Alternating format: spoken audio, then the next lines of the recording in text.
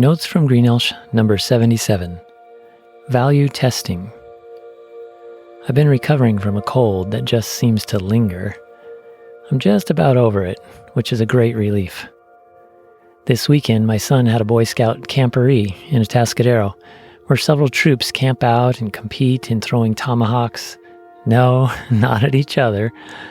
Rope rescue, orienteering, stretcher relays, and nature identification.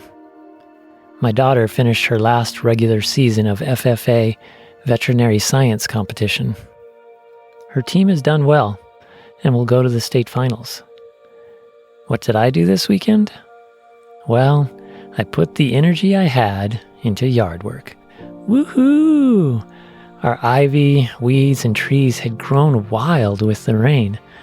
After cutting, chopping, weeding, and whacking, I had piles of shrubbery rivaling the pyramids of Egypt. As I sawed limb after limb to fit into 5 large green waste bins, I thought about the value of tests. Considering how I was feeling, I didn't want to work on the yard, but I did it anyway. It's good to test yourself. Never be afraid to do hard things. In fact, pushing your comfort zone, your limits, testing your mental resolve and your abilities should be a regular part of your life. It's healthy. That's what I'll share with my students after Easter break when we have our state testing. Even if they don't see the value in the test itself, there's still value in the process of testing. Testing yourself and doing hard things strengthens your character. It can toughen you mentally, physically, emotionally, and spiritually. It shows you your weaknesses and spotlights what you don't know. It prepares you for future experiences, and it allows you to practice performing under pressure. 2 of the greatest benefits of testing are that it can bring you closer to God, and it can help you assist others when they undergo similar trials.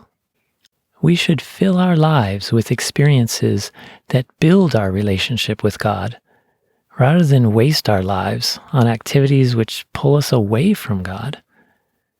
Testing is worthwhile because it drives us into the arms of God to rely on His strength, perseverance, and wisdom. Staying with what is comfortable, easy, expedient, or self-centered doesn't help us grow with God. Easter proclaims the value of testing. For the joy of seeing people saved, Jesus endured the ultimate test of sacrificing His innocent life for us. No one took Jesus' life. He gave it up on His own. This was planned before the world began. As the perfect, humble, obedient, loving Son, Jesus carried out His Father's will. In an olive garden outside of Jerusalem, before He was falsely arrested and crucified, Jesus was under unbelievable pressure, so much so that He even sweat blood. He pleaded with God for some other way. In His humanity, He wanted a way out. Yet He surrendered His desire and yielded His will to His Father's. God sent an angel to strengthen Him, for not only would He be beaten beyond recognition, completely abandoned and betrayed, forsaken and utterly alone, He would also take upon Himself the wrath of God for the rebellious sin of the entire world. We cannot fathom the depth of His difficulty and pain. When Jesus cried out from the cross, "It is finished," He passed the test. On the cross, He bore all the evil of the world and paid our life debt. When He arose from the dead, He conquered death and Satan. Consequently, they no longer have power over those who trust and obey Jesus. Testing should move us toward God and enable us to empathize and encourage others. At Easter, Jesus made it through the greatest trial by relying on His Father and utilizing the test to benefit others. Because Jesus lives, all who believe in him also live. Jesus is the way, the truth, and the life. He not only shows us what is good and right, but he enables us to joyfully do it. So don't be afraid to do hard things.